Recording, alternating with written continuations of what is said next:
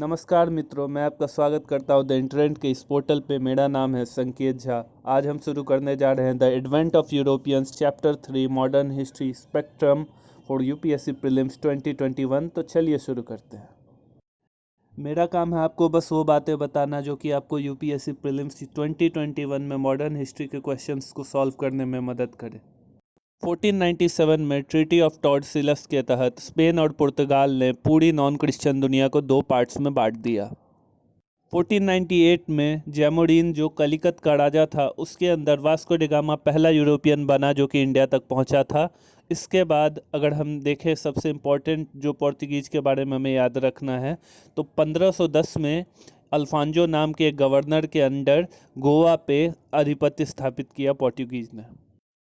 पहला गवर्नर अगर पोर्तुगीज का देखें तो फ्रांसिस्को डी अल्मीडा था। और इसके बाद अगर हम देखें तो दमन पे 1559 में पोर्तुगीज लोगों ने कब्जा किया और 1663 में डच लोगों ने पोर्तुगीज के सारे पोस्ट छीन लिए मालाबार कोस्ट से।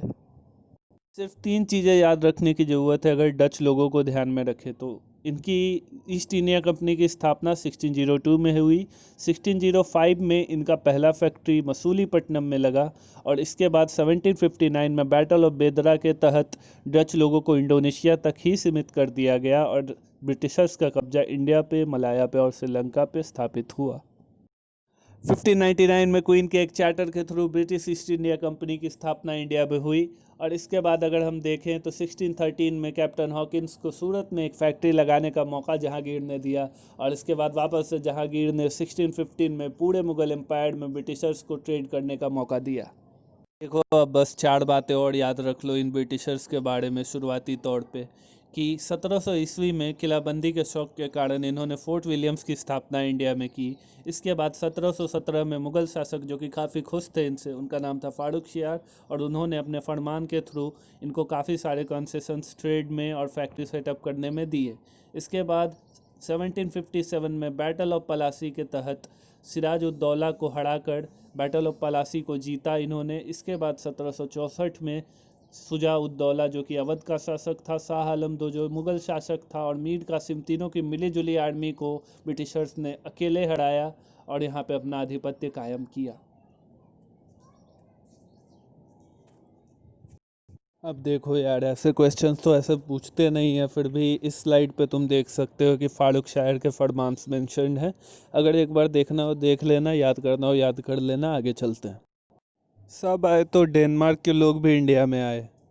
इनकी फैक्ट्री की इस्टेब्लिशमेंट 1616 में इंडिया में हुई और आगे अगर देखें तो 1845 में इन्होंने अपनी सारी सेटलमेंट्स को ब्रिटिशर्स को बेच दिया और यहाँ से चलते बने। फ्रेंच ईस्ट इंडिया कंपनी की इस्टेब्लिशमेंट 1664 में हुई और इसके बाद 1668 में इन्होंने अपनी फैक्ट्री को सेटअप किया सूरत में और 1669 में मसूलीपट्टनम जो कि फैक्ट्री सेटअप करने के लिए यूरोपियंस की काफ़ी अच्छी पसंद थी, वहाँ भी इन्होंने अपना फैक्ट्री सेटअप किया।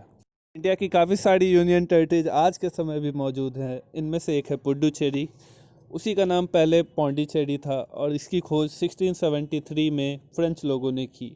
1693 में डच लोगों ने इंग्लिश के साथ कॉन्स्पिरेसी करके कब्जा कर लिया पौंडीचेरी पे, पर लास्टली ट्रीटी ऑफ रिस्विक से 1697 में पौंडीचेरी को वापस से फ्रेंच को दे दिया गया। कार्नेटिक वॉर्स वो वॉर्स थी जो कि फ्रेंच और ब्रिटिशर्स के बीच में इंडिया में वर्चस्व के लिए लड़ी गई। पहली कार्नेटिक वॉर लड़ी गई 1740 से 1748 तक, जिसका अंत treaty of Aix la Chapelle से हुआ, जिसके तहत फ्रेंच को जितने भी नॉर्थ अमेरिका में उनकी टेरिटरीज थी वो वापस दे दी गई और ब्रिटिशर्स को मद्रास का कंट्रोल वापस से दे दिया गया। दूसरी कार्नेटिक वॉर 1749 से 1754 तक लड़ी गई। इसमें ऐसा देखा गया कि नाजिर जंग जो कि ब्रिटिशर्स के अलाई थे और मुजफ्फर जंग जो कि फ्रेंच के अलाई थे, उन सब के बीच में युद्ध हुआ और आखिर में मुजफ्फर जंग को सूबेदार बना दिया गया दक्कन का। आखिरी कार्नेटिक वॉर 1758 से 1763 तक लड़ी गई। इसमें एक बैटल हुई 1760 के अंदर जिसको कहा जाता है बैटल ऑफ वेंडिवर्स, जिसमें ब्रिटिशर्स ने फ्रेंच को पूरी तरीके से हरा दिया और उनको मजबूर कर दिया कि वो इंडिया छोड़कर चले जाए। मित्रों, इस वीडियो को ख़त्म करने का समय आ गया है। अगर आपको पीडीएफ चाहिए तो उसकी लिंक आपको डिस्क्रिप्शन में मिल जाएगी या कमेंट सेक्शन में मिल जाएगी, और अगर आपको कुछ पूछना है तो वो भी आप कमेंट सेक्शन में पूछ सकते हैं। धन्यवाद। संकेत झा साइनिंग ऑफ।